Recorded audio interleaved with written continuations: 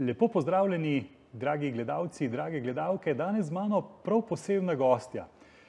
Vem, da vam nikoli ne želim razkriti vnaprej, kdo bo moj naslednji gost ali gostja, ampak danes z Darjo bova govorila o eni zelo zanimivi temi. Burnout, bye bye. Če poveva po slovensko, se pravi izgorelost, nasvidenje. Dobrodošla v moji družbi. Hvala lepa, hvala za povabilo. Darja, enkrat sem se pogovarjal s svojim psihoterapevtom in mi je tako zelo direktno povedal. Andrej, ponavadi so teme, ki jih v bistvu mi pomagamo reševati našim gostom, zelo povezane tudi s temo, katero mi sami predelujemo. In bova tudi razvila vmes pogovor, tudi sam sem kdaj že začutil te zametke. In kakšne so tvoje izkušnje oziroma kje je tisto izhodišče, boš tudi sama povedala, se pravi, kaj je tvoja stroka in pa jaz verjamem, da bo najin pogovor zelo zanimiv. Ja, to je tema, ki mi je zelo blizu, osebno zelo blizu, izhajam iz te izkušnje in pravzaprav me je premaknila na podjetniško pot. Jaz sem doživela svoj burnout v času, ko sem bila zaposlena v korporaciji, kjer sem bila takrat vodja HR razvoja, kjer smo dve različni kulturi spajali v enotno, in pregorela. Kako ti je to uspelo? Očitno kar vztrajno. Ker verjetno velikokrat se ljudje sprašujejo, pa tudi vem, organiziraš delavnice, kako v bistvu sploh prepoznati. Tudi v Sloveniji se v zadnjem času ogromno govori o tem. In recimo, je pa mogoče eno zanimivo izhodišče, in moj ameriški mentor pravi takole, da vpraša, ali si sveča ali si plamen. In v bistvu je tako, v smislu, sveča lahko izgori, v smislu plamen je pa nekaj, ki lahko se seveda preskoči tudi kam drugam. In iz stališče te notranje motivacije, ki jo imamo, me bo res zanimal tudi tvoj pogled skozi izkušnje dela na tem področju. Mogoče bom na začetku vsaj izhajala iz svoje izkušnje, zaradi tega, ker se mi zdi, da sem najbolj poklicana, da lahko. Izgorelost ni prišla iz danes na jutri. Absolutno ne. Se je nalagala več časa. Zdaj bom jo govorila zelo iz mojega zornega kota, ne iz kota organizacije. Ker tukaj je treba povedati, da smo neki vso odvisnosti oziroma eni in drugi dajemo nekaj tukaj, da se zgodi da tudi plamen ugasne. Pri meni je bilo tako, da se nisem niti zavedala, da pravzaprav življenje, ki sem si ga jaz predstavljala, da eno je, da me profesionalno ni izpolnjeval več ali pa dovolj, da bi lahko kakšne druge stvari, ki so mi bile recimo manj pisane na kože, bolj spregledala. In jaz sem imela v sebi en izjemno močen motor, da jaz to zmorem. In da to odnehati ni bilo v mojem vidnem polju. Pa ne zaradi tega, ker sem toliko zagrizen človek, pa zagnan človek, ampak zaradi tega, ker se sploh ker je bilo meni v moji predstavi o meni nesprejemljivo, da ne zmorem več in da grem še na identiteto, kdo sem jaz, če ne zmorem več. Mogoče tako, koliko časa se to nalaga, ker se nalaga po malem, in mi se tega navadimo, tako kot poznamo tisti rek, žaba in voda in tako naprej,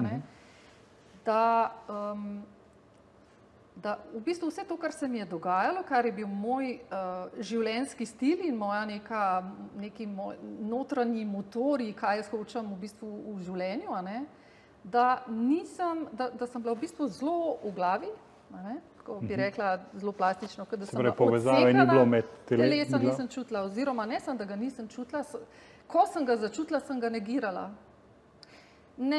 Ne boli, nisem utrujena, bom zmogla in sem pač gonila. takrat, ko sem postala vodja, se je intenzivnost nepoznanih situacij, se pravi, totalno je bilo nepredvidljivo. Ne? Mislim, zelo je bila nepredvidljiva situacija, v kateri sem se jaz znašla, v kateri se je podjetje znašlo, v kateri se je neka vloga, v kateri sem jaz prvič bila, v kateri sem se znašla, tuji trg, novi ljudje, novi vodje, recimo premalo informacij, kam sploh gremo. In jaz sem tukaj nekako, plavala po najboljših močeh. In seveda sem šla čez svoje sposobnosti, svoje zmožnosti in se nisem ustavila. In še nekaj, meni je bilo se ustaviti nekaj nedopustnega. Dodatno, tudi zaradi tega, ker so ljudje od mene odvisni, ker nove ljudi vodim, ker recimo takrat sem imela ogromno tudi službenih poti v Srbijo in tako naprej. Oni rabijo zaupanje, mi rabimo nove sisteme postaviti in tako naprej. In meni je bilo to, da se ustavim, ne.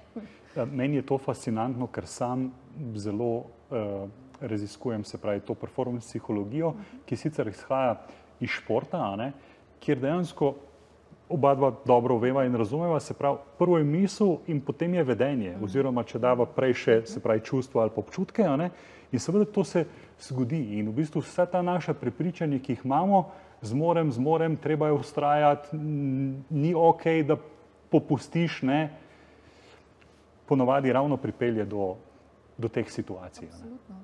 Ja.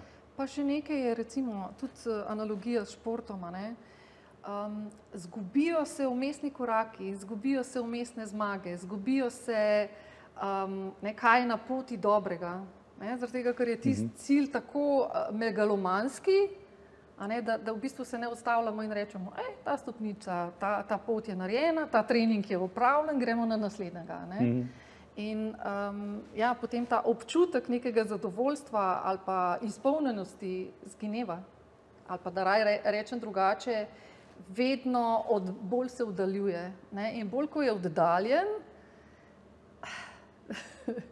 težje do njega pridete. Zaradi tega, ker je potem ta vmesni čas, ni te povratne zanke, da dosežka, satisfakcije, napredka, ponosa in tako naprej. In tukaj se zgubi potem, in potem je res samo še, da tako rečem, čist tudi v kemijsko, pač naši, možgani ali pa hormoni že, ne oddajajo več zadovoljstva. In tudi, ko se zgodi, je naše tipalke za to prijeti in to sprejeti, ne reagirajo več. In se hormonsko ravnovesje toliko poruši, da tudi kjer smo včasih doživljali zadovoljstvo, ga ne več. In potem, kaj se zgodi, tonemo, pač na vse pretege si prizadevamo, da do tega potopa ne bi prišlo, sam mi takrat pač gremo čez vse svoje meje in to tako brutalno čez svoje meje.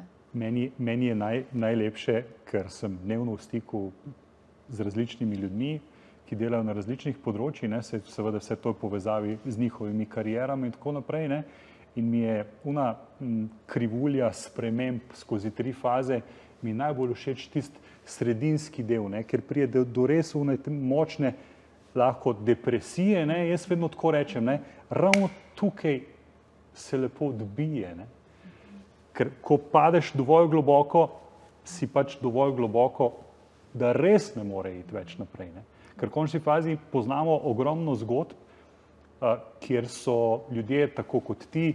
Jaz sem sam bil enkrat, ko sem delal v korporaciji, v sklopu 3 tednov pod nekimi občutki, zbudil sem se sredi noči in me je malo treslo, ampak potem sem zelo hitro, ker se mi je to še enkrat ponovilo, sem si rekel, okej, kaj pa moje zdravje, kaj pa jaz? Marsikdo pa tega si ne dovoli prepoznati. Tako da, jaz se, Darja, veselim najinega pogovora v nadaljevanju, naredili bomo kratek premor. Dragi poslušalci, drage gledalke, vi pa ostanite z nami, kajti ta boljši del najinega pogovora še prihaja.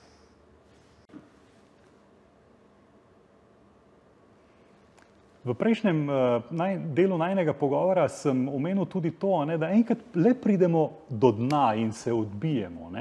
In seveda v naših možganih pač marsikdo to zelo dobro razume, se pravi, lahko gremo bežati, lahko imamo beg, lahko imamo boj, ne? In ravno ta boj nas ponavadi vleče, mogoče, da bi se lahko že malo prej odbili, no? Tako da kot strokovnjakinja tudi, se pravi, sama si omenila gestalt, malo povezave, se pravi strokovnostjo, če nam lahko poveš. Lahko.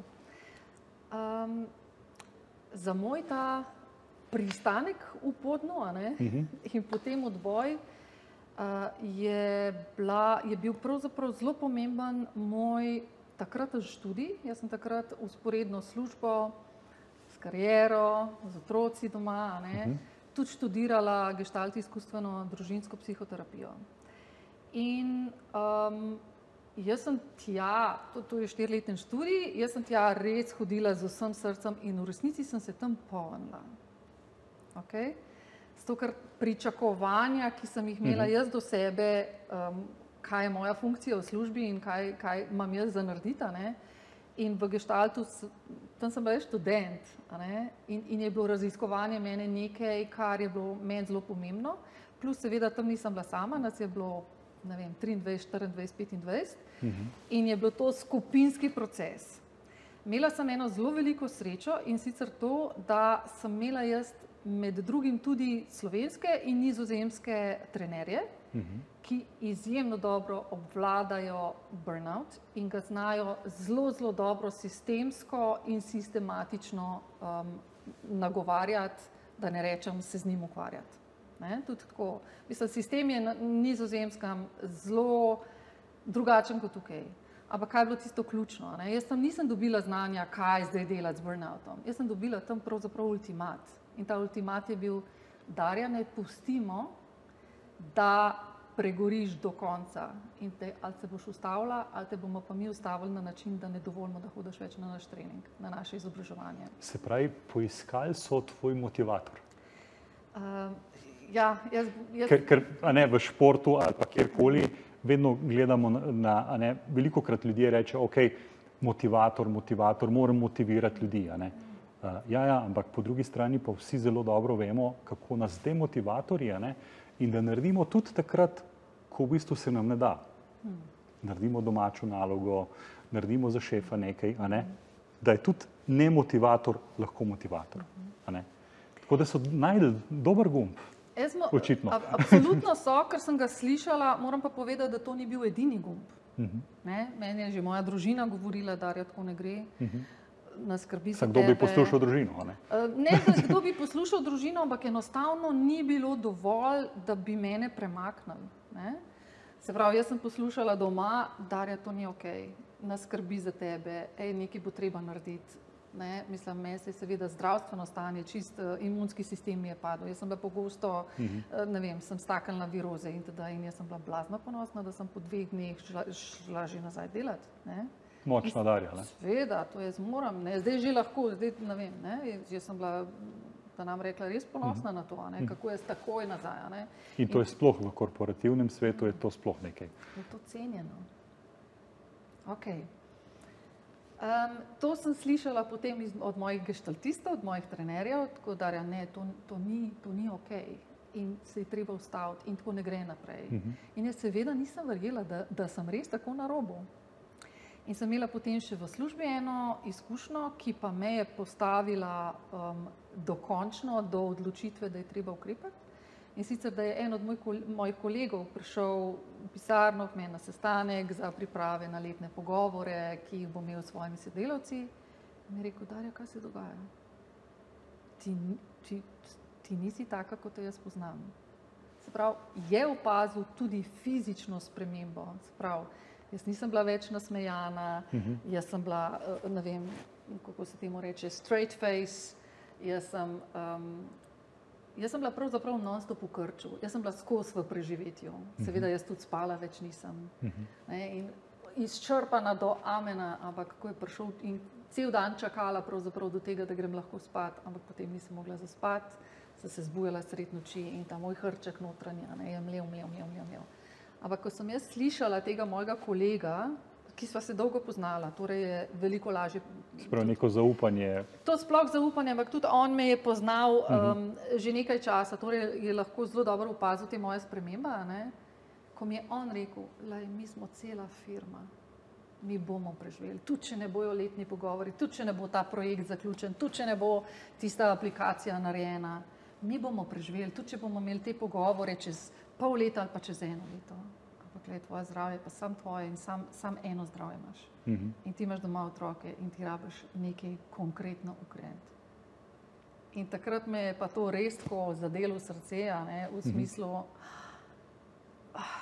ja. In takrat sem se v resnici opogumila, da sem šla do zdravnika s tem, da sem resno imela velike dvome, ali mi bo verjel, pač ker jaz nimam roke zlomljene, ker meni ne manjka, ne vem, nekaj, ne.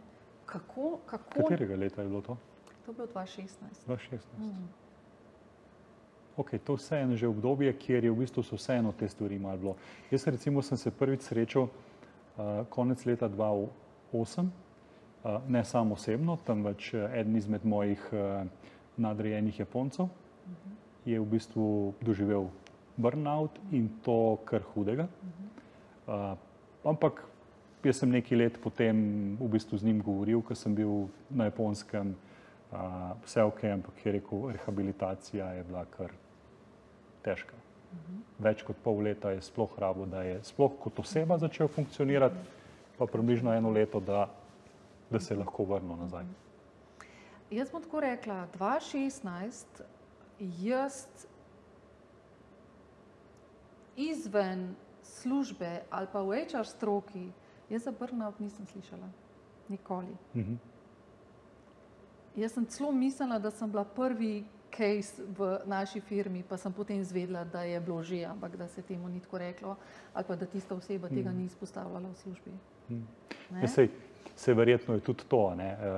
To pospravljanje pod preprogo je nekaj čisto domačega za marsikoga, ne? In verjetno tudi ravno to nagovarjaš iz druge perspektive, ne? Dajmo opogumiti se, povedati, poiskati rešitev takrat, ko je rešitev še možno najti. V bistvu je preventiva res ni enostavna. Ne pomeni, da je nemogoča. Ne? Ampak ravno s tem, ko o tem govorimo, ko pravzaprav ozaveščamo tudi druge, da nemoč ne pomeni kapitulacija in forever brez moči, ampak pomeni trenutno ne več ali pa ne na ta način, ali pa ne pod takimi pogoji, ali pa storilnost ni več nekaj, kar me priganja ali pa prežene. Tako da o tem govoriti in pač deliti te zgodbe, jaz mislim, da je pomembno. Ravno zaradi tega, ker s tem kažemo v končni fazi, da ni konec, je pa mogoče začetek nečesa drugačnega. Pravzaprav res odkrivanja sebe, kaj zmoreš, kaj lahko, kaj te še žene, kaj te prižiga, kaj je nekaj, kar te daje občutek vrednosti, satisfakcije in seveda skozi ta proces ne samo telesno okrevanje, ker pač to je en segment okrevanja, drugo pa je res raziskovanje, pač kdo sem jaz zdaj. Vsekakor, zelo veliko informacij si povedala in bomo naredili en kratek premor. Jaz pa si vseeno želim, da v tem najnem zadnjem delu najnega pogovora pa vseeno greva malo bolj na konkretne neke napotke, namreč marsikdo se znajde v taki stiski in seveda potem je veliko odvisno, kakšen je njegov neposredni vodja ali šef, odvisno kako pač se imenujejo, ne? Ali je tu, se pravi, ne, to moraš narediti, ono tretjo, ali je tukaj malo posluha, ne? Ker potem, ko se aktivira ta strah, ne, marsikdo potem res gre v ta preživetveni modus in vprašanje, kaj je to potem dolgoročno, se pravi, kot vpliv na človeka. Tako da se veselim najnega nadaljevanja. Dogovorjeno. Beseda izgorelost in burnout je velikokrat slišana v našem slovenskem okolju. Seveda ne nazadnje, ti se veliko srečuješ s temi temami tudi pri delu s posamezniki in pa tudi pri delu v podjetjih, kjer predvsem verjetno želite prepoznavati te vzroke, da do tega ne bi prišlo. Nam lahko poveš kaj več o tem, se pravi, da bodo tudi gledalci dobili kakšne ustrezne napotke in seveda ne nazadnje, mogoče kdo pokliče tudi tebe. Okay. Prej sem že omenila, da je preventiva neenostavna. Zakaj? Zaradi tega, ker gre v bistvu za spremembo odnosa do sebe, spremembo nekih navad, ki vladajo v neki organizaciji, odnosov, nadrejeni, podrejeni, kakšen komunikacijski stil imajo, pravzaprav kaj jih žene, ne? Kakšna je organizacijska kultura. In tam, kjer so pomembni rezultati, ne, je v bistvu povedati, da ne zmoreš več nekaj najtežjega. Ne? Zakaj? Ker je to težje sprejemljivo. Jaz ne zmorem več, zame je to preveč. In še nekaj se zgodi, ne? Ta oseba, ki dejansko ne zmore več, opozarja na to, pove nekajkrat. In ko je recimo strani tima, nadrejenega, cele organizacije zavrnjena, lej, vse smo vsi v tem, sej, ne, dej še potrp, sej sam še to, ne, potem v nekem koraku to neha delati in se počuti sama. Takrat je največji problem. Ker ta oseba se začne počasi izolirati, ne vidi več, da je del ekipe, a ne, se počuti nerazumljena, morda pa tudi ekipa in vodja se od te osebe tudi malo distancirajo. In tukaj se naredi en gap, ki ni koristen ne za ene, ne za druge. Ne?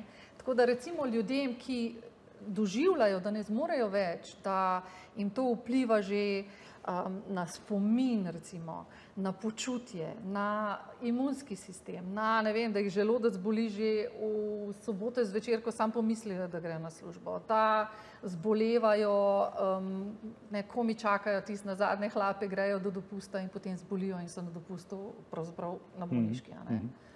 Ko se jim niža zadovoljstvo in smiselnost dela, da začnejo v bistvu o tem dejansko govoriti in iskati rešitve. Ne? Pa misliš, da po tvojih izkušnjah ljudje začnejo govoriti o tem? Namreč recimo jaz, ko delam z vodji, usposabljanje vodij, se pravi iz tematike grajenja zaupanja zelo poudarjam, tudi vodja mora biti ranljiv in treba je pokazati, se pravi to ranljivost. Tudi mene skrbi, zato da se to zaupanje povečuje. Kaj pa, če tega ni, je pa verjetno ravno to, da... Zdaj, vzor, vodja je vzor, kakorkoli obrnemo, je nek vzornik, svojim vedenjem sporoča tudi tisto, kar ni napisano in kar ne rabi biti napisano, kaj zmorem in kaj me žene in avtomatično je to nekaj, kar tudi pri drugih ceni.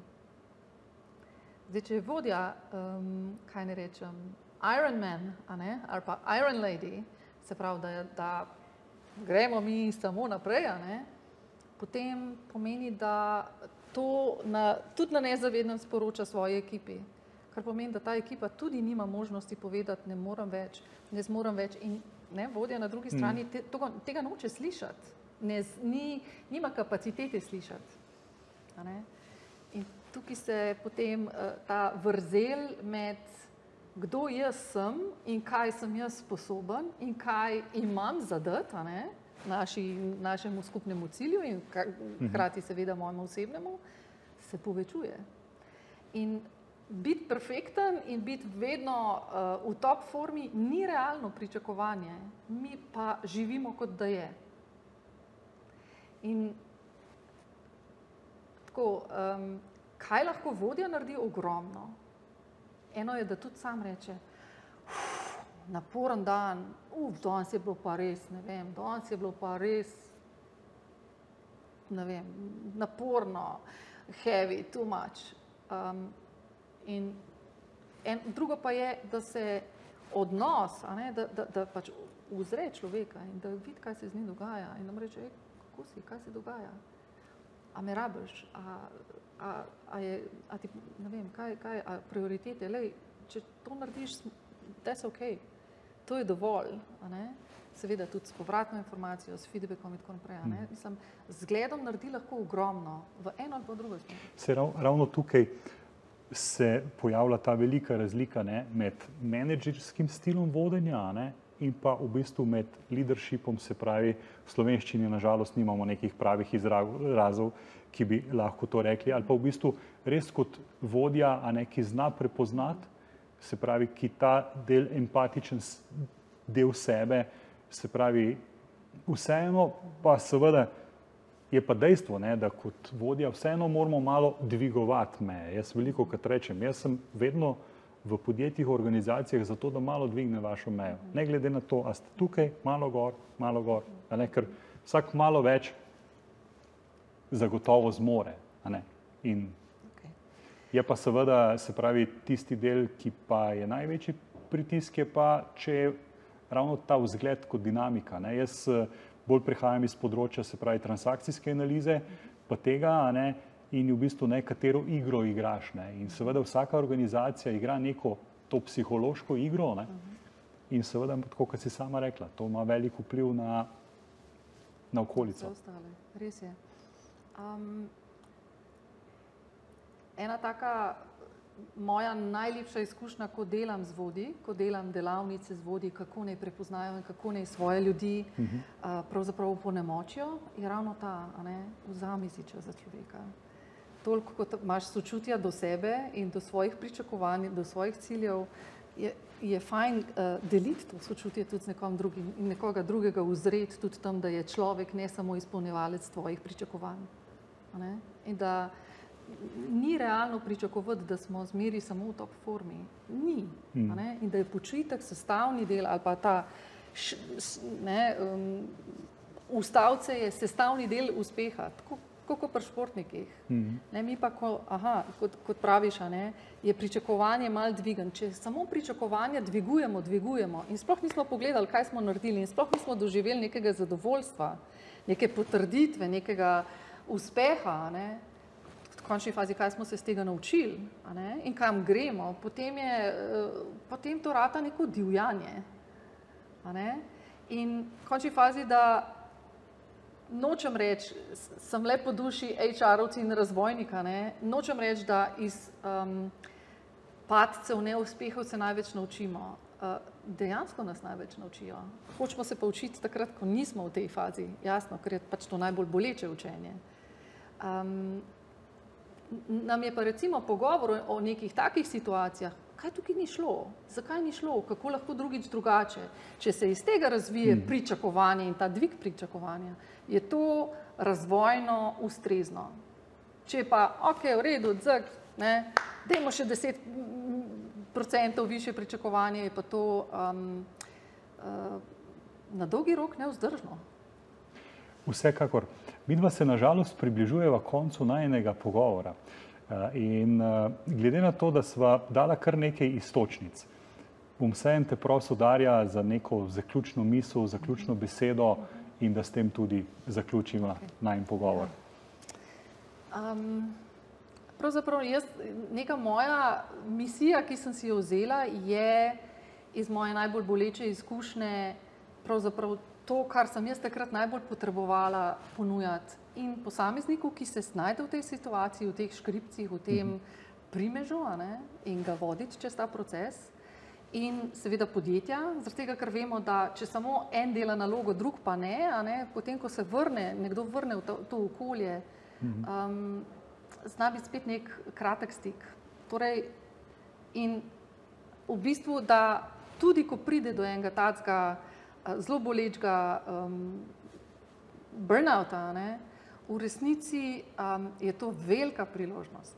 In to priložnost za posameznika, se pravi, da resetira, kaj zdaj on hoče, kaj lahko, kaj bi, česa ne bi več, kaj odpade, kaj ni več moja prioriteta, čemu pa posvečam svoj čas in svojo pozornost. Ne? Se pravi, da odpade tisto, kar ni več uporabno in se zgradi nekaj novega, ki pa ima svoje temelje in ima svojo neko, da rečem, kreativno in zdravo jedro. Ne?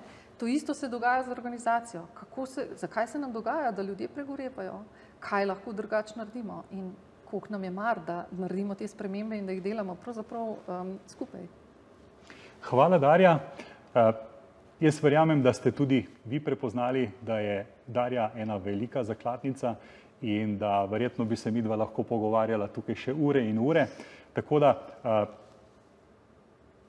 nič, kot ponavadi rečem na koncu, ja, naslednji teden nova oddaja Moja kariera na Ljubljana TV, spremljajte in kot sami že zelo dobro veste, tisti, ki nas spremljate dlje časa, trudimo se, da iščemo zanimive sogovornike in hvala, Darja, za tvojo družbo. Bilo mi je zelo prijetno. Hvala enako, z veseljem. Hvala.